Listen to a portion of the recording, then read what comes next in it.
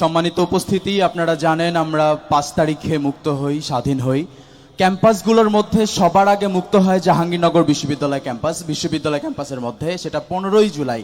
সেই গল্প নিয়ে আসছেন জাহাঙ্গীরনগর বিশ্ববিদ্যালয় থেকে ইমরান ভাই। ইমরান ভাইকে স্টেজে ডাকছি।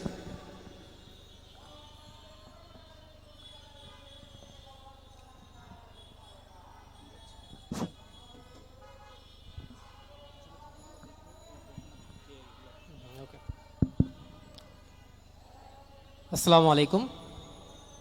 প্রথমে আমি পরিচয়টা দিই। আমি হচ্ছে আসিফ আল ইমরান, জাহাঙ্গীরনগর বিশ্ববিদ্যালয়ে পড়াশোনা করছি ইতিহাস বিভাগে।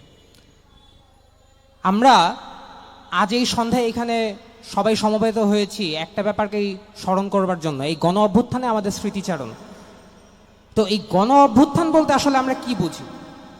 আমরা যদি এক বাক্যে বলি, সকল একাডেমিক আলাপের বাইরে গিয়ে, গণ অভ্যুত্থান হচ্ছে যখন মানুষ, নিপীড়িত মানুষ যখন স্বৈরাচারী শাসকের বিরুদ্ধে ঐক্যবদ্ধ হয় এবং ঐক্যবদ্ধ হয়ে যখন সে একটা রেজিস্ট্যান্স গড়ে তোলে এবং একটা পর্যায়ে সেই স্বৈরাচারী শাসককে বিতাড়িত করে। আমরা দেখেছি 5 তারিখে যেটা আমাদের বাংলাদেশে হয়েছে।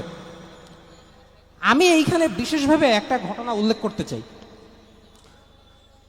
14ই জুলাই যেদিন সাবেক ফ্যাসিস্ট প্রধানমন্ত্রী শেখ হাসিনা যখন রাজাকার তকমা দিয়ে শিক্ষার্থীদেরকে একটা ডিমিন করতে চায়, 15ই জুলাই যখন ওবায়দুল কাদের সরাসরি ঘোষণা দেয়, সারা দেশের পাবলিক ভার্সিটিগুলো তখন আন্দোলন করছিল, বিশেষ করে যখন তাদের উপরে সরাসরি আক্রমণের, ছাত্রলীগের সন্ত্রাসী বাহিনী কর্তৃক আক্রমণের একটা ডিসিশন দেওয়া হয়, ওই দিন আমরা আমাদের কর্মসূচি ঠিক করেছিলাম যে সন্ধ্যা 7টায় আমরা একটা মশাল মিছিল করব। তো মশাল মিছিলটা সন্ধ্যা 7টা পর্যন্ত আর যেতে পারি নাই। আমরা বিকেল 5টাতেই মিছিল শুরু করে দেই, কারণ আমাদের কাছে খবর এসেছিল যে জাহাঙ্গীরনগরের শিক্ষার্থীদের উপরে একটা প্রলয়ঙ্কারী হামলা হবে এবং সেই হামলার জন্য জাহাঙ্গীরনগরের ছাত্রলীগ না, তারা নিয়ে এসেছে আশুলিয়া, সাভার সহ অন্যান্য জায়গার একদম হিংস্র ছাত্রলীগ সন্ত্রাসীদেরকে। এবং সেই সন্ত্রাসী হামলার যখন মাগরিবটা পার হয়ে যায়, অন্ধকার প্রায় নেমে আসছিল, মিছিলের সবার সামনে আমরা যারা ছিলাম শুরুতেই হচ্ছে আমরা আক্রমণের শিকার হই এবং আমি নিজেও সেখানে আহত হয়েছিলাম। তো ভাই যে কথাটা বললেন যে 15ই জুলাই জাহাঙ্গীরনগর স্বাধীন হয়েছে, এই ঘটনার একটা প্রেক্ষাপটটাই আমি এখানে তুলে আনছিলাম। যে এই হামলার প্রতিবাদ করতে যে যখন আমরা রাত মোটামুটি 9টার দিকে ভিসির বাসভবনের সামনে অবস্থান নেই এবং ভিসির কাছে দাবি জানাই এই হামলার যে হয়েছে সেটার ব্যাপারে একটা সুরাহা করতে, শিক্ষার্থীদের প্রতি ন্যায় বিচার করতে, আপনারা জানেন যে তখন ভিসিরা হচ্ছে স্বৈরাচারী সরকারের একটা দালাল ছিল এবং এই দালালরা, প্রশাসনিক দালালরা শিক্ষার্থীদের পক্ষে তো থাকবেই না, স্বভাবতই তাদের ওই যে পেটোয়া বাহিনী, তাদেরকে যারা পেলে পুষে বড় করেছিল তাদের সাথেই যেহেতু থাকবে, আমরা সেখানে ওই বিচারের দাবিতে অবস্থান নিয়েছিলাম। এবং 15ই জুলাই আমি তো বলবো যে গণ অভ্যুত্থান পর্বটা সূচিত হয়েছে 15ই জুলাই থেকে। কারণ জাহাঙ্গীরনগর ভার্সিটি হচ্ছে বাংলাদেশের প্রথম কোনো ভার্সিটি যখন স্বৈরাচারী ছাত্র সংগঠন মানে সেখানে হামলা চালায়, তাদেরকে বিতাড়িত করে সাধারণ শিক্ষার্থীরা।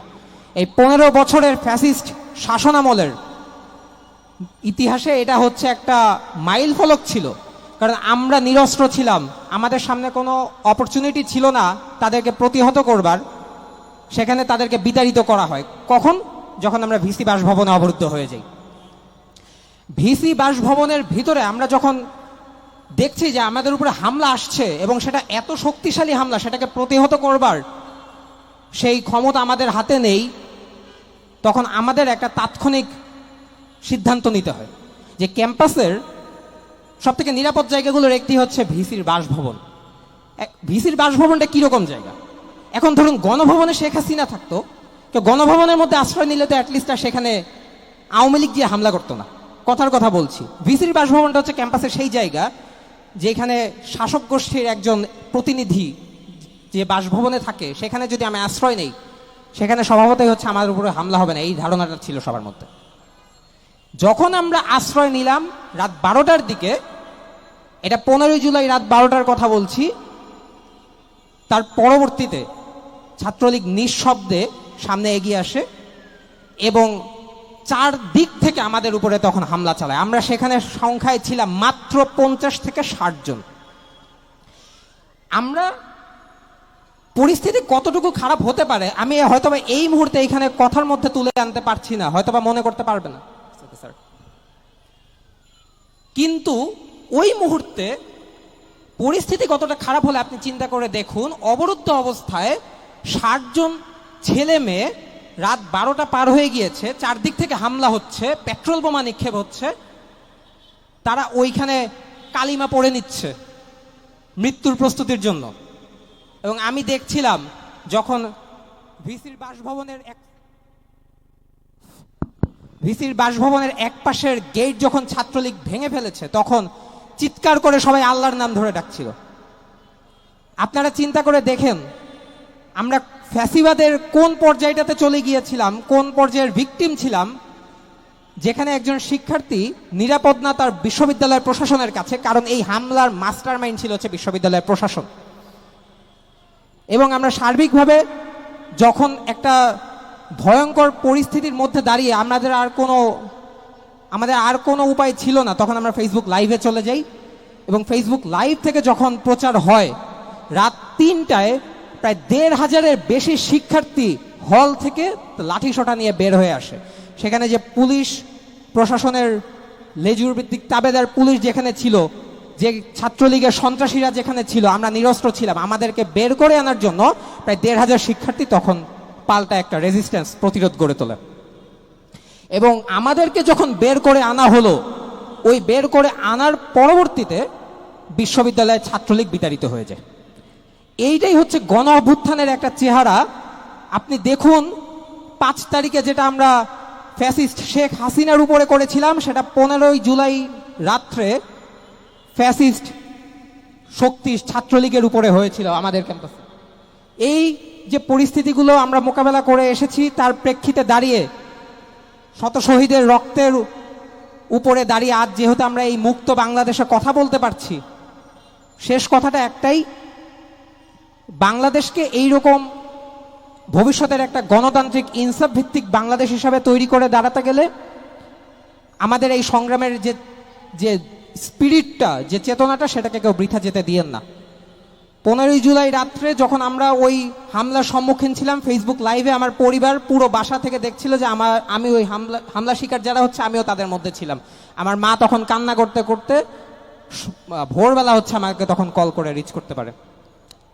এই যে পরিস্থিতিগুলোকে আমরা মোকাবেলা করে এসেছি, যে গণ অভ্যুত্থান, যে রক্তের উপরে দাঁড়ানো গণ অভ্যুত্থানকে আমরা আজ উপলক্ষ বানিয়ে আমরা উদযাপন করতে পারছি, আমরা মুক্ত বাতাসে কথা বলতে পারছি, আমি ঢাকা ভার্সিটি টিএসসি এলাকায় দাঁড়িয়ে এইসব কথা বলতে পারছি, এটা এক সময় ইম্পসিবল ছিল। এই জিনিসগুলোকে আপনারা ধরে রাখবেন। একটাই কথা, এটা একটা জাতীয় বিপ্লব, এটা একটা জাতীয় অভ্যুত্থান, একটা জাতীয় চেতনার জায়গা। কোন পাবলিক ভার্সিটি, প্রাইভেট ভার্সিটি, অমুক ভার্সিটি তমুক ভার্সিটি বলে কোনো কথা নাই। এটা সকল ছাত্র জনতার বিপ্লব। মাদ্রাসা শিক্ষার্থীদের উপরে কিভাবে বৈষম্য হয়েছিল 15 বছরে আমরা দেখেছি, সেই মাদ্রাসা শিক্ষার্থীরা কিভাবে সামনে এসে দাঁড়িয়েছেন সেটাও আমরা দেখেছি। এই বিপ্লব, এটা দেশের সকল ছাত্র জনতা, ধর্ম বর্ণ নির্বিশেষে সকলের যে অবদান, সেটাকে আমরা যেন কখনোই বৃথা যেতে না দেই। এই ব্যাপারটাকে মাথায় রেখেই, এই ব্যাপারটাকে আরেকবার স্মরণ করে দিয়েই বক্তব্যটাকে এখানেই শেষ করছি। ধন্যবাদ সবাইকে, ভালো থাকবেন।